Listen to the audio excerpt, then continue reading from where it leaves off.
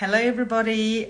Today our topic is bowel disease and sugar effect on it. Okay, so let me introduce myself. My name is Ange or Anjali. I'm health and wellness coach and founder of this page. And today we have amazing Kelli, who is naturopath. Thank you so much for being so patient, everyone. If you can hear me, please give me a thumbs up. I truly appreciate your support and coming back. Okay, thank you so much.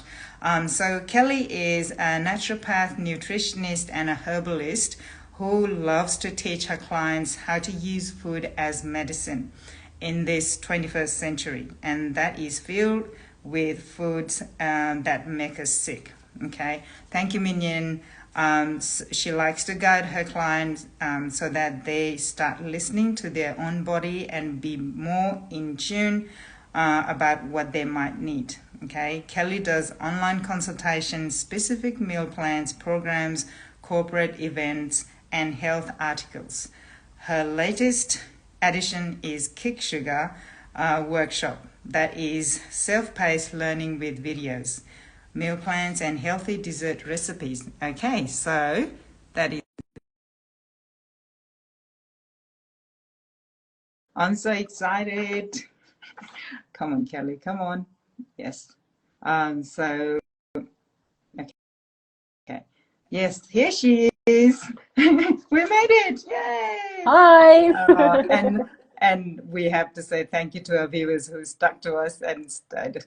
Thank you, Minion, and thank you, Open Door Psychology, for coming back again. We truly appreciate it.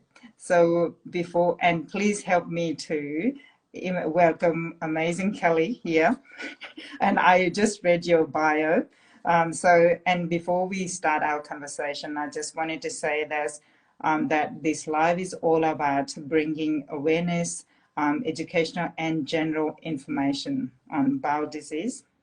And then it is not a specific diagnosis for you. If you're concerned about your bowel health, please go and find a closest your health or wellness practitioners, or stick to the end, and then we will have Q&A session at the end, and you can ask to Kelli. Okay, and yes, so would you like anything to add on that, Kelli? No, I think it's very important to know that we are not diagnosing anyone here. No. We are just putting ideas and information out there so people can take it to the avenue they feel the most comfortable with. Correct. Absolutely. Okay, so before we run out of time, we're going to we will start asking about the first one is, we really wanted to know, what is bowel disease? Yes. So there's lots of different bowel and digestive related problems, but probably the most common ones that I have seen, which means statistically most out there problems, are definitely number one is irritable bowel syndrome. Mm-hmm. So it's just irritable bowel syndrome, which means that your gut is irritated. Is it food related? Is it stress related? And they say it's a syndrome, which means that they really don't know what causes it. So in a way, that is, it's not like a big autoimmune dysregulation. It's not a big and deep, severe issue in that case. It's something that's quite manageable through the diet and lifestyle adjustments. But then the other one, which is a bit more severe, can be genetical background. It's often related to some autoimmune dysregulation. And these are the ones that can actually, if untreated and like someone hasn't discovered that, oh, this is what I've got, it can end up with like colon cancers or, more serious problems. And that is called inflammatory bowel disease. And under that umbrella, you have got ulcerative colitis, where there's a lot of ulceration inside your bowels, or Crohn's disease. And these are definitely the ones that need medical diagnosis, because sometimes the symptoms between the bowel problems can be quite similar. Like any of them can give you diarrhea. Any of them can give you bloating. Any of them can make you a bit nauseous, a little bit off, a little bit this, a little bit that. But probably the big differentiation here would be that if you really do see blood in the stools, mucus in the stools, and if you have these episodes where you really are feeling so off after the bowel motion, like you're wiped out, or if you've got like fevers and you are really, really tired after your bowel motion, these are the ones where I would say, hey, get yourself checked out. And the best way is obviously to get a referral from GP, and very likely they would, hopefully they would send you to colonoscopy, because the camera is then they're able to have a look if there's any structural differences inside your bowels. So in a way, the irritable bowel syndrome is the easy one. Yes, it can be extremely annoying. Sometimes people can have diarrhea 7 times a day and they can't leave the house. But at least you're not looking in, risks of bowel cancer and things like that. Yeah. So these are the more common ones. And honestly, it has not mattered the age, the gender. I've seen over 14 years, both genders, different ages. You can be 28 and you can be 88, and things can be discovered then. Yes. And I think now you have just as well as you mentioned about the different types of IBS, and I think you explained us about the symptoms as well. So bloating, diarrhea, and fever and exhausted after going to the bathroom. So let me correct you there, and this is always very confusing. Irritable bowel syndrome is IBS. This is what we hear about all the time. Everything here is IBS, IBS. You go to the doctors and you feel bloated and this and that, diarrhea, maybe constipation, and they write you off. Yeah, no, just IBS. That's all it is. Maybe take D-gas or gastrostop or laxatives or something like that. That's it. Yes. But the inflammatory bowel disease is IBD. This is the one where I would have, that's where I would have a little alarm bell here, like, hang on, and that's the more severe. So yes, blood in the stools, fevers, extreme tiredness, and kind of like these episodes where going to the toilet is really taxing. Like honestly, people can feel so drained after going to the toilet. So this is the one where I say, if you notice any of those things, straight to the doctors, just get it checked out. Even if you came to see me as a naturopath or go and see anyone else who's a naturopath, the first thing we would like in this situation is to really send you off to get that looked into. So they're kind of like the very different level of severity. Yes. So IBS and IBD. Thank you for correcting me. And now it's in my head. Now it's got again. I got it. Good. Yes, thank you and so it's much. Such a common one to get mixed up because they're so similar. Yes. So if you have just joined in, welcome, and thank you for joining us today. We have wonderful Kelli, the naturopath, is here today. So yes, we just covered what is bowel disease and different type of type of bowel disease, IBS and IBD, and the symptoms of IBD are getting better. Yes. And I would probably like to a little bit expand on the IBS, the irritable bowel syndrome that everyone hears about, because sometimes people don't realize they've got it. So the most typical symptoms of the IBS are, the bloating, the gas, diarrhea, constipation. Sometimes I would even say nausea. And I would personally even be a bit, putting my attention on the digestive system, even if I would feel like, let's say, super full, quickly after a meal. So only small little meals and you're full straight away. Or if you just eat and eat and eat and you don't get full at all. So all these things would indicate to me that maybe digestion needs a little bit of attention, and there's things that can be adjusted.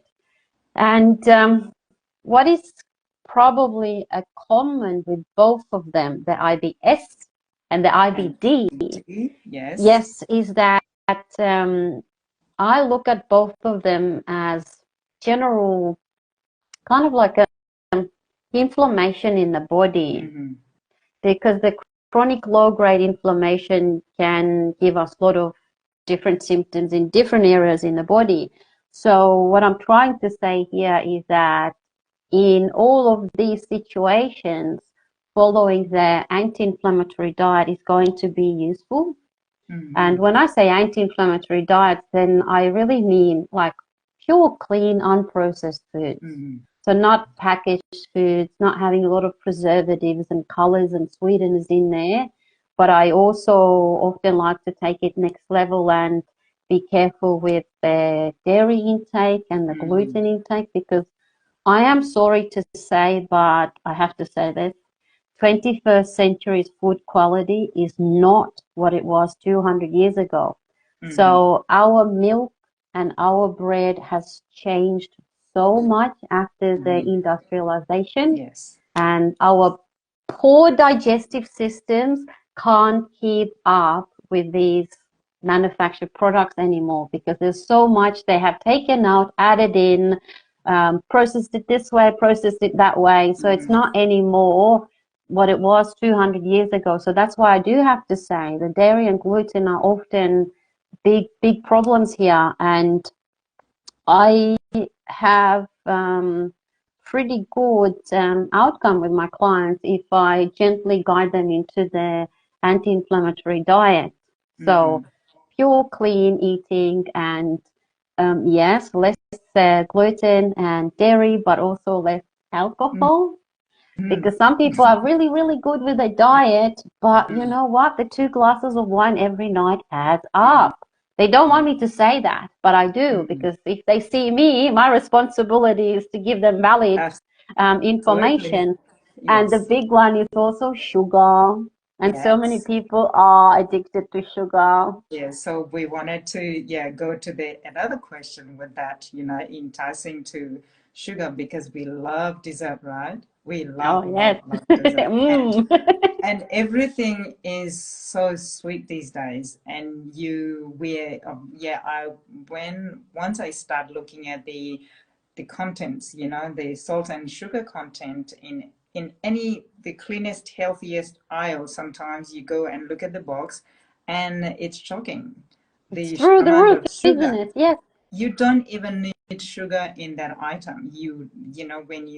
It's supposed to be salty food, but it has sugar in it. So it's so going towards that question. So how does it affect in our IBS and IBD towards our,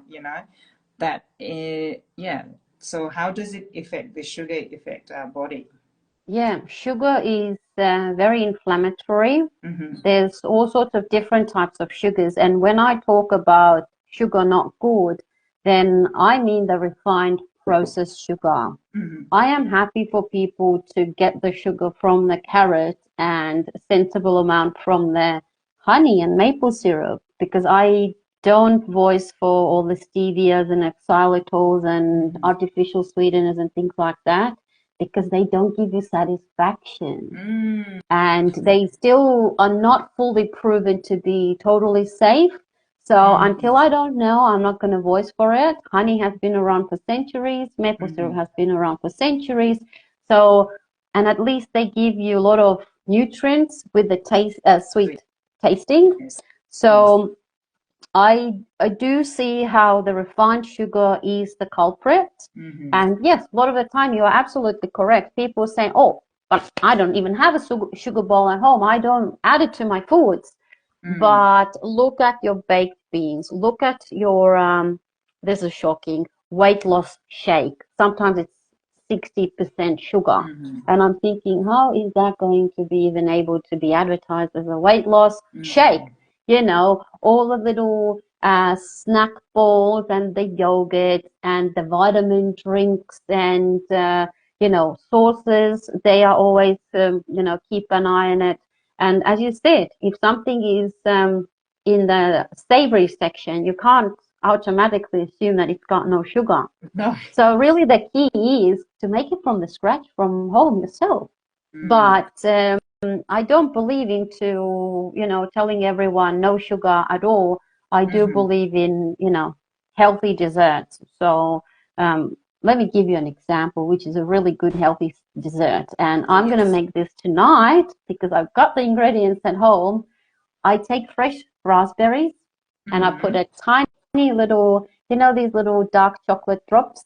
I put that in the raspberry and I enjoy it together. Oh, yeah. It is so satisfying because we need those moments, we need that extra little love for ourselves. So that's why instead of trying all these methods where we deprive ourselves and know the willpower and know, the no approach, I don't think that's going to last very long. So instead of the no approach, you need to look the healthy yes approach. Yes, definitely. So I believe in if you resist, it persists.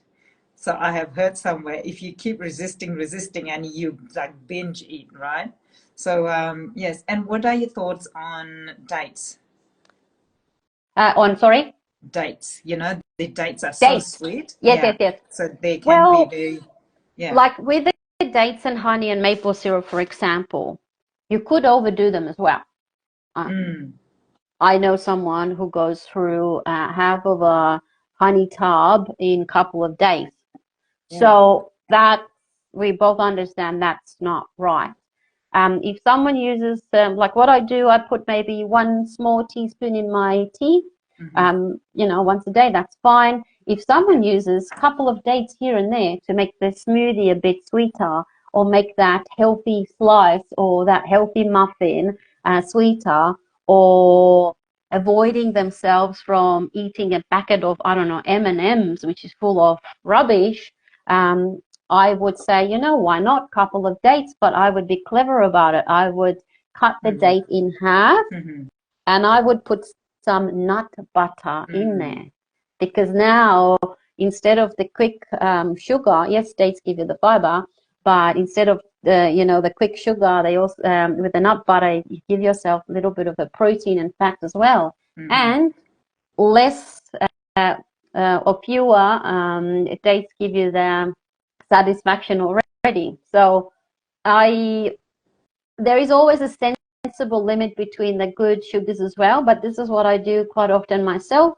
If there's a smoothie with berries or things that I put together and I taste it, I go like, doesn't have exactly, the level of sweetness that I want. Yeah, I'll chuck like a date or 2 in there, but a packet of dates while watching a movie is probably a bit pushing it. Yes. Yeah, Minion says, I think she was talking about your raspberry and the dark chocolate. She says, yum, they are nice. Yeah, she says that. Thank you, Minion, for your feedback. And I think that covers that how we talked about how all the different ideas of adding, like trying to be like winning off, slowly eating less sugar diet and add the healthier version of sugary food, because my approach always is, instead of going to the no, can't have, shouldn't have, don't look, don't touch, I actually go, hang on, let's feed the body with a lot of nutrients, lots of vitamins and minerals and nutrient dense foods. And when you start eating healthier, then guess what? Your sugar cravings are starting to smooth out by itself already anyways. And I always tell my clients, like, don't try to achieve everything in one go. I know some people are like all or nothing, but you know what? That all or nothing hasn't really proven to be very long-term solution. They might do the all or nothing for maybe a couple of months and then they fall off and then they never look back again. So instead, I always try to tell my clients, do little steps. Be proud of every single little step. Maybe you get your breakfast a bit more nutrient dense by adding more protein and healthy fats to it, and more variety. The variety is always what I like for my clients. Maybe then start looking into sorting out a couple of your snack ideas, or making sure that you've got not always the same vegetable on your dinner table, but you shift it around a bit. Yes. And by doing that, you already see how your sweet tooth is just reducing and reducing. Yes, it's amazing. So yeah, that's usually my approach, because I want to go into yes instead of the no. Oh, yes. That's amazing. Yeah, we love that, approach, because it's like I said, you resist, it persists. So it's like better to say you know yes. what, and I'll tell you, it's the neurochemistry. Yes. So I'd say it's actually rocket science. It's neurochemistry. If you try to convince yourself in something, it's almost like hard to turn around. So instead of all that mental battle, I say, hey, just start slowly eating healthier, and you'll see how your sugar cravings just, go down the hill. And while you are on that process, starting to eat healthier, then you choose your desserts in that, healthy category. And again, yeah, it gets you to the destination, and you would feel over the time how the carrot becomes sweeter and more satisfying, and how you're not even needing that much of the honey in your tea anymore. And you're not struggling because you're not getting these huge cravings. Because we get cravings because the body is lacking something. It could be emotional, it could be physical, yeah? Yeah. So yeah, we're almost coming to the end. So we have to be, so I wanted to ask you another question. So what are the other modalities you would collaborate for the bowel disease? So the stress is always a big factor. I would really like people to do whatever they need to do for themselves to reduce the stress. 21st century is ridiculously fast and busy. Our biology were not designed to be able to handle that.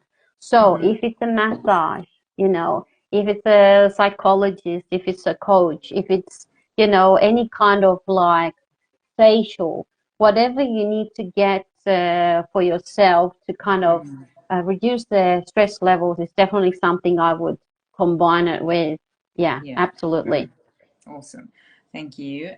So before we sign off, we want to, want to ask our viewers that if they have any question, if you have any question, please comment down below for Kelli. And while we wait for that, Kelli, please let us know where we can find your services and your new program. Yes. So my website is naturopath Kelli. Maybe we can I pop that here?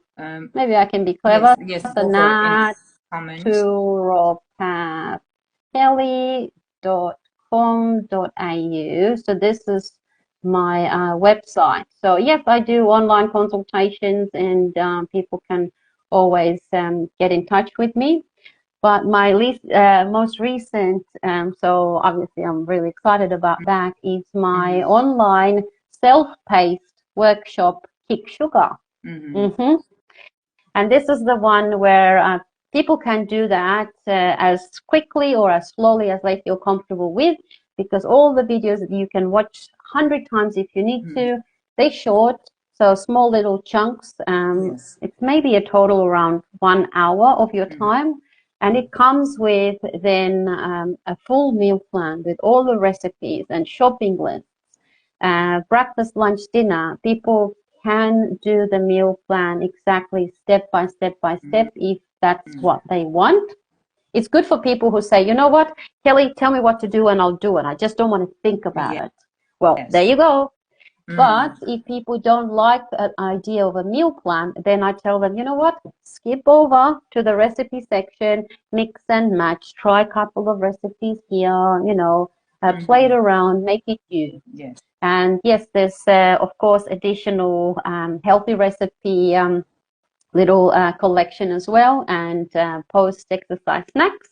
So definitely everything is super nutrient dense. So Yeah, that's the one that is really good for these people who kind of want to do something for themselves. They know that they need to start the journey Mm, somewhere, but they mm. don't want to make it too overwhelming. Maybe they're not Yes, ready to see someone. Just this little workshop gets you on the right track. yes. That's what it is. You have got it all sorted. So Yes, we don't have to think, we yes. don't have to plan. You have got all Yeah. sorted.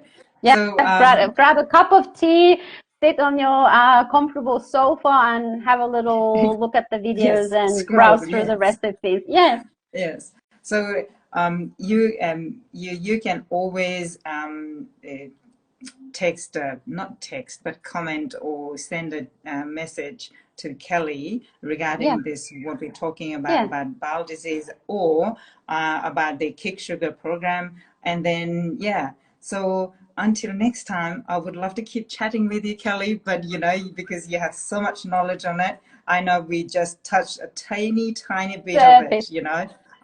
Yes, but so we have to get going. I have to go get the kids, so I'm so sorry to finish it here. But yes, until next time, Kelly, thank you so much for coming here and being part of it and educating our community.